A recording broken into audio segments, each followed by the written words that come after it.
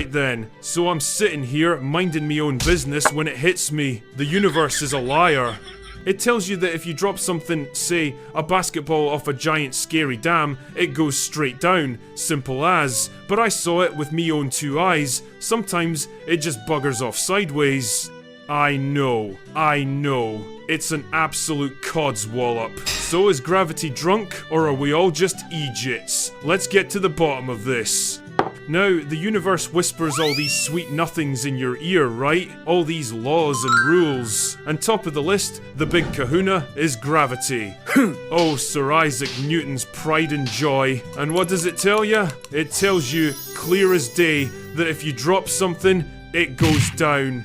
You drop this coaster, it goes down. You drop your car keys, they go down. You drop your life savings on a horse named Dodgy Knees, and believe you me, it goes down. Now, any sane person, any person who hasn't been hitting the paint thinner, knows how falling works. Stands to bleeding reason.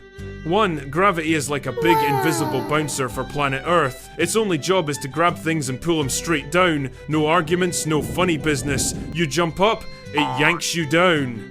You throw a ball up, it waits patiently and yanks it back down. It's a one-trick pony, but it's bloody good at its trick. 2. It doesn't get creative. Gravity isn't some artist thinking, ooh, I might have this apple fall in a nice spiral today for a change. No, it's a taxman. It's relentless, it's predictable, and it only goes in one direction, into its pocket, down. If you drop a brick off a roof, it's not gonna do a lap of honor, is it? It's not gonna stop halfway down for a cup of tea and a chat. It's gonna go straight down and make a nice satisfying thump on some poor sod's car bonnet. That's gravity. It's simple, it's honest, it's reliable. Anything else is just chaos. It's a breakdown of society. Right, hold me pint. So I'm watching this thing, right? These mates of mine, these absolute mad lads from a channel called How Ridiculous, are standing on top of this dam in Tasmania. Place is so high it gives angels nosebleeds. A proper don't look down kind of place. So, what do these geniuses do? They brought basketballs. Of course they did. First, they do the decent thing. They take a normal basketball, hold it over the edge, and let it go. And it does exactly what it's told. It plummets, straight down, a beautiful vertical line. You could set your watch by it. See? Lovely. Predictable. The bouncer did his job. The universe is in order. I felt a great sense of calm wash over me. But then they drop another one. But this fella, this Brett, he's got a mischievous look in his eye. He's not just dropping it, he gives it a little flick of the wrist on the way down. A bit of backspin, you see. A little, how's your father? And the ball. It doesn't fall. I swear on me mother's grave, it just floats. Wow. It sails off into the air like it's seen a ghost. Like gravity just looked at it and said, ah, go on then, you've earned it. It just buggers off into the sky, leaving gravity standing there looking like a right dope. It didn't fall down, it flew out. What in the divine name of Newton is that all about? Took me a while, had to have another pint just to process the sheer audacity of it, but I figured it out. It's the bleeding Magnus effect, that's what. It's mad bastard science. The kind of science that gets cooked up after 3 bottles of wine and a dodgy kebab. Picture this, the air, right? You think it's empty. It's not. The air is just a big crowded pub full of tiny invisible fellas, billions of them. Just standing around, waiting for something to happen. Now, when the ball is just falling straight down, no spin, they all just see it coming and get out of the way. Make way, big fella coming through. No bother. They part like the Red Sea. But when the ball is spinning, that's different.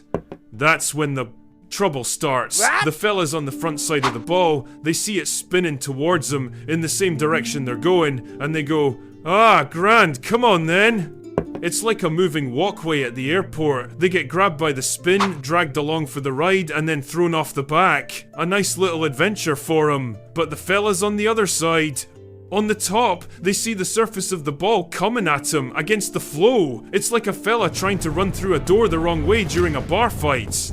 They all just pile up, shouting and pushing and spilling their tiny invisible pints. It's absolute carnage. So you got a nice orderly party on one side, and a full-blown riot on the other, and all that pushing and shoving from the riot shoves the ball the other way. It's not flying, it's getting shoved away from the chaos by a tiny invisible mob. Simple as that. And that's not all, that's just what they teach the kids. The real secret, the bit they don't tell ya, is the boundary layer. See, every ball that flies through the air, it's got a tiny invisible layer of air that sticks to it like glue. It's its personal space, its aura, if you're into that nonsense. That's the boundary layer.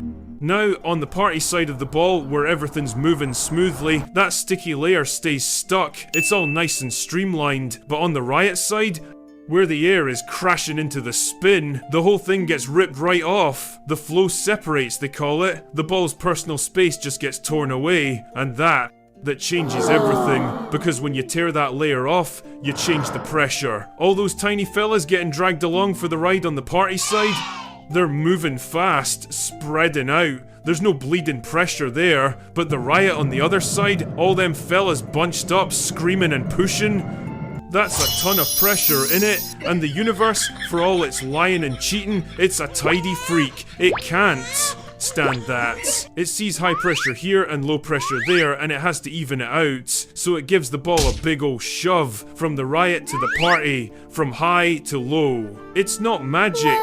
It's just tidying up. So there you have it. The Magnus effect. It's why footballers can bend a ball around a wall, why tennis players can hit it so bloody hard and still keep it in. It's all just a tiny riot pushing a ball around. It just goes to show ya, sometimes the thing you think is going straight down, the thing that looks like it's failed, is actually about to take off on a grand adventure you never saw coming. One little bit of spin, one little change, and suddenly you're not falling anymore, you're flying.